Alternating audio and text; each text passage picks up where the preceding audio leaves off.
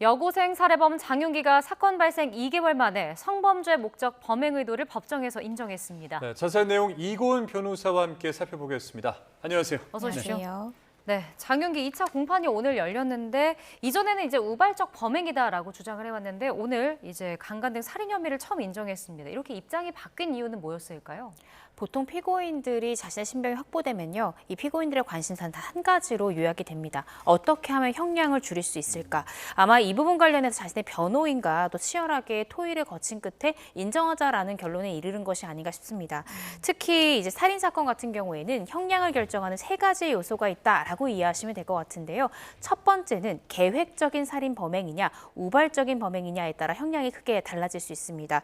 두 번째 요소는 피해자 내지는 피해자 유족과의 합의가 형량에 큰 영향을 미칠 수 있고요. 마지막이 과연 피고인이 혐의를 인정하고 반성하느냐가 있을 수 있습니다. 그런데 장윤기 사건 관련해서는 장윤기에 관련해서 이미 물적 증거를 통해 계획범죄다라는 것이 여실히 드러났고요. 네. 피해자 유족과의 합의까지도 기대해 볼 수가 없는 상황이기 때문에 이러한 상황에서 장윤기 입장으로서는 형량을 줄이기 위한 마지막 방법, 그러니까 혐의를 인정하는 방법만이 유일하다라는 판단 하에 2개월 만에 혐의를 인정한 것이 아닌가 싶습니다. 그러니까 검찰이 제출한 이 블랙박스 영상을 확인하고 나서야 이 공소 사실을 확인했다고 하는데 그렇다면 이 블랙박스 영상이 뭔가 굉장히 중요한 영상이 있었나 보네요. 네, 그렇습니다. 그것이 바로 경찰에서는 확보되지 못한 지금 자세히 설명을 드리면 이 장윤기 차량을 비추는 근처에 화물차가 있었는데 그 화물차의 블랙박스를 경찰에서는 화질 개선을 하려고 했지만 판독 불가다라는 수사 보고만 쳐서 올렸던 겁니다. 그러자 검찰에서는 동일한 이 화물차의 블랙박스를 화질 개선하는 데 성공을 했고요. 따라서 이 장윤기의 차량 뒷좌석 문이 열려 있었다. 즉 피해자를 납치하려 했었고 성범죄 목적이었을 것이다를 우리가 추론해 볼 수 있는 중요한 물적 증거다라고 평가할 수 있을 것입니다.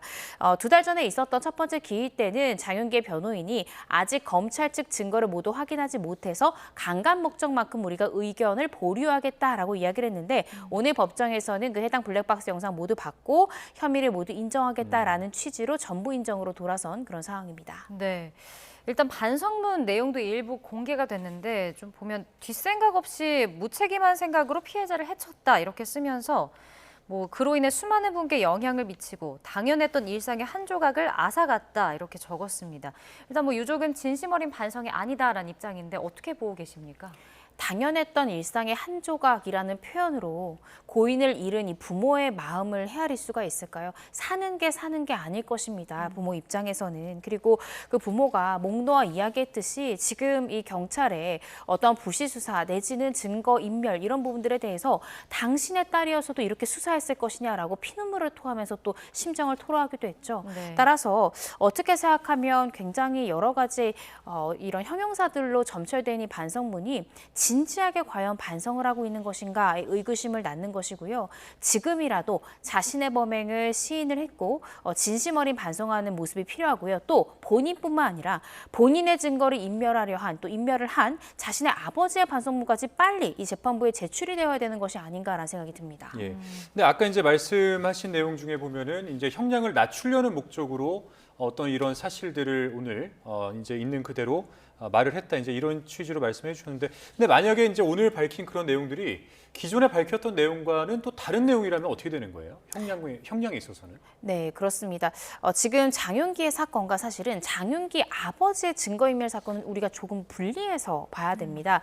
저는 사실 장윤기가 지금 자신의 성범죄 목적까지 모두 인정한 그런 상황이기 때문에 과연 재판부 입장에선 사실 유죄 판결은 당연히 나오는 부분인 거고요. 형량을 어느 정도 측정할 것인가 그리고 형량을 측정함에 있어서 장윤기 본인이 인멸한 것은 아니지만 자신의 가족을 이용해서 증거 인멸한 것도 장윤기에게 불리한 사정으로 과연 적시돼서 형량에 참고가 될 것인가 이 부분을 좀 지켜봐야 된다라고 생각이 들고요. 오늘 장윤기가 인정한 것은 그 전기일에 있었던 살인뿐만 아니라 내가 정말 피해자에게 성범죄를 저지를 목적으로 내가 살인한 것입니다. 라고까지 인정을 했기 때문에 일단은 혐의 부분에 대해서 전면적인 인정이다. 이 부분은 결국 형량 감소를 위한 시도다라고 우리가 이해해 볼 수 있을 것 같습니다. 네, 지금 얘기해 주신 대로 형량을 줄이기 위해서 범행을 인정한다든지 반성하는 태도를 보이는 것도 아까 말씀을 해주셨잖아요. 그럼 이렇게 범죄 인정하고 반성문도 내고 의견서 제출을 했는데 양형에 그럼 참작이 되는 걸까요? 아무래도 혐의를 부인하는 것은 반성하지 않는 태도로 보이기 때문에 본인에게 불리하게 작용할 수 있습니다. 따라서 혐의를 일단 인정으로 돌아선 것 자체가 형량에 있어서는 장윤기에게 조금은 유리하게 작용을 할 것이라 보여지고요. 반성문을 많이 낸다고 해서 형량이 어떤 반성문의 개수만큼 깎이거나 그런 것은 아닙니다. 네. 중요한 건 반성문을 통해서 본인이 본건 범죄 사실을 다투지 않겠습니다라는 메시지를 재판부에 정확히 전달하는 것, 이 부분이 중요하다라는 생각이 듭니다. 살인죄에 있어서는 사실은 가장 중요한 양형 요소는 피해자 유족과의 합의입니다. 그런데 현재까지 유족이 억울한 심경에 대한 기자회견이라든지 여러 가지 언동 등을 봤을 때 사실상 합의는 어렵다라고 보여지고요. 그런 상황에서 이 자백한 것 외에 자신의 혐의를 인정한 것 이외에는 특별한 양형 참작 사유를 가져가기는 어려운 사건이지 않을까. 심지어는 지금 장윤기는 이 고 이채원 양 살인 사건뿐만 아니라 다양한 성범죄에도 함께 기소가 된 상황이기 때문에 네. 자신에게 불리한 양형 요소들이 다수 있기 때문에 형량 감경을 많이 받기는 어려운 사건이다라고 개인적으로 평가하고 있습니다. 그러니까 이제 이 반성문을 제출하거나 또는 이제 공판에서 이 성범죄 목적 범행을 인정한 걸 두고 물론 이제 양형을 낮추려는 목적이다라고 보고는 있지만 유족에서는 뭐 이런 것들을 두고 주변인 수사로 이렇게 확장돼 나가는 것을 차단하기 위한 것이다. 이런 분석들도 있더라고요. 이 부분은 어떻게 보세요?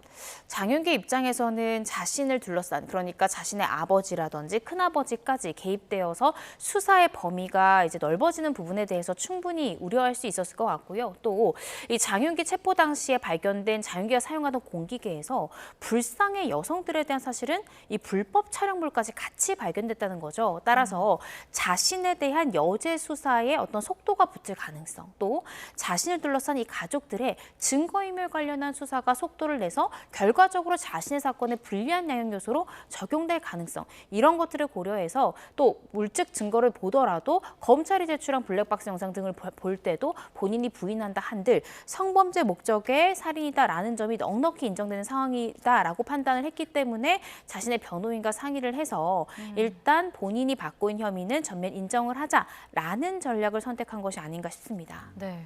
그 앞서 이제 광산 서장이 장윤기에 대해서 이 성폭행 목적의 살인죄 적용하지 말란 취지의 지시가 있었다, 이런 진술을 경찰이 확보를 했다고 합니다. 근데 일단 광산 서장 측은 이런 의혹을 전면 부인을 하고 있는 상황인데 이 부분은 저희가 어떻게 봐야 될까요?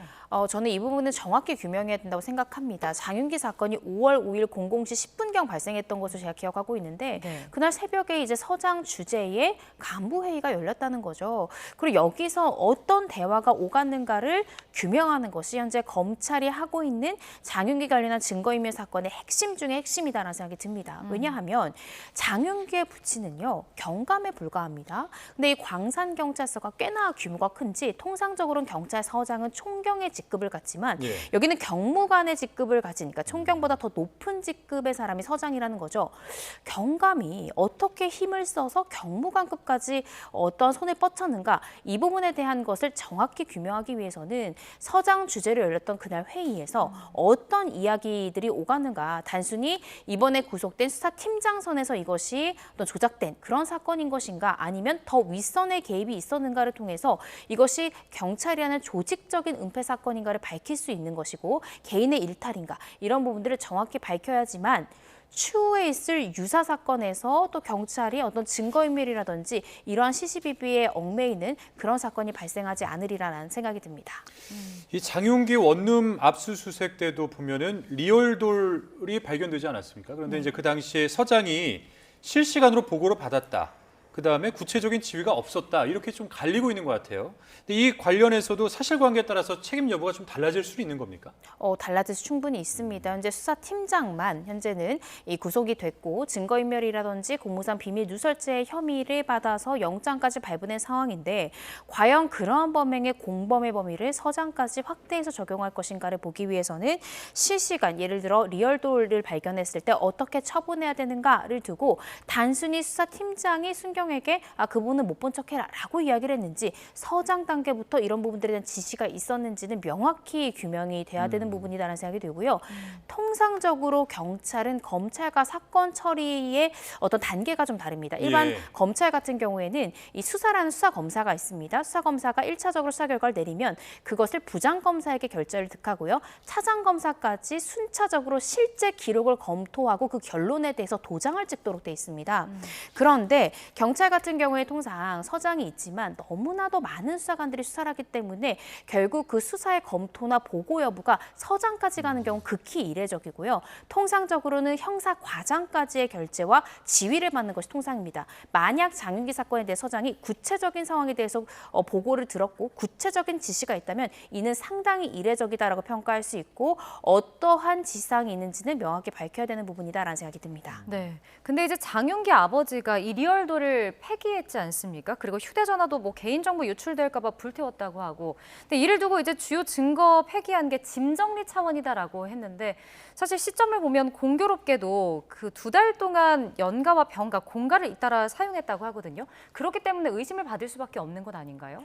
네, 그렇습니다. 공교롭게도 리얼돌과 또 장윤기가 쓰고 있던 4대의 휴대전화가 사라지고 그러한 것을 사라진 행위를 한 것은 아버지죠. 근데 아버지가 썼던 이 연차의 기간과 증거를 인멸했던 기간이 정확히 일치하는 겁니다. 심지어는 지금 장윤기가 체포됐던 그날 긴급하게 연차를 신청하고 사후에 그 연차 승인까지 받았다라는 것이 네. 이 장윤기 아버지 행적이 나오기 때문에 이 부분도 상당히 문제가 된다는 생각이 들고요. 개인정보가 유출될까 봐 내 아들의 휴대전화를 불태웠다라는 주장을 누가 믿을까요? 통상적으로 이러한 이 개인정보 유출이 우려되는 경우에는 집에서 보관을 하는 것이고요. 아니면 판매를 하는 등의 방법을 취하는 것이지 개인정보가 없어질까 봐 휴대전화를 불태우는 방법으로 소각하는 경우는 상당히 이례적이다. 그리고 특히 장윤기가 체포된 이후에 내 아들이 살인죄 혐의를 받고 있는 상황에서 굉장히 이례적인 소각이라는 방법을 선택했다라는 것이 이례적이고요. 지금 수사를 실제로 했던 인물이기 때문에 부친이 소각이라는 방법을 통해야만 SD카드, 유심까지도 명확히 소각할 수 있고 증거를 없앨 수 있다는 점을 알았던 것은 아닌지 혹시 다른 곳에 유기가 됐거나 이랬을 때는 충분히 또 그런 부분들이 후에 또 그것이 발견될 수 있는 가능성도 있기 때문에 그런 가능성의 여지조차도 없는 방법을 선택했던 것은 아닌지 또 합리적으로 우리가 또 추측을 해볼 수 있는 부분이기 때문에 이 부분은 피의자 신분이고 또 참고인 신분이죠. 피의자 전환 가능성도 있는 해당 인물의 말에만 너무 우리가 주목하기보다는 수사 경험이 충분히 있는 경감이라는 직급에 있는 사람이기 때문에 왜 이러한 방법으로 중요한 증거를 없앴는가 이 부분을 객관적인 물증 내지는 인적 증거를 통해서 밝혀야 되는 사안이다라는 생각이 듭니다. 네, 보안 수사권이 없었다면 이제 묻힐 뻔한 사건으로 또 여겨지기도 하는데 이 기록 속의 스모킹건을 찾아내기가 좀 어려울 거다 이런 지적도 있거든요. 만약에 보안 수사권이 없었다면 어떻게 생각하세요? 네, 그렇습니다. 보안 수사권, 보안 수사 요구권 사실은 일반 시민들 입장에서는 용어가 비슷하기 때문에 그게 어떤 차이가 있을 거냐라고 의구심을 가지실 수 있는데요. 보안 수사권이라는 거는 지금 이 장윤기 사건처럼 이 담당 검사가 경찰이 송치한 기록을 검토했는데 뭔가 이상하다라는 생각이 들면 다시 압수수색을 해서 제대로 밝혀지지 않은 블랙박스를 검사가 압수해 와서 다시 화질 개선도 해볼 수 있고요. 경찰이 누락한 피의자의 통신 내역 같은 것이 필요하면 조회해서 보고 범행 전후에 통화한 내역들이 누구지라고 수사를 해볼 수 있는 것입니다.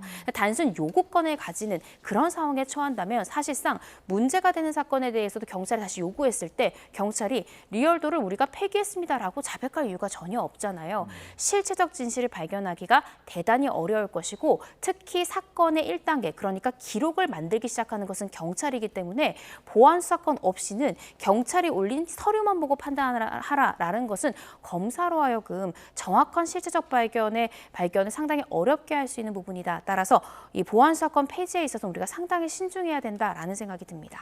알겠습니다. 오늘 말씀 여기까지 듣겠습니다. 지금까지 이고은 변호사와 함께했습니다. 오늘 말씀 고맙습니다. 고맙습니다.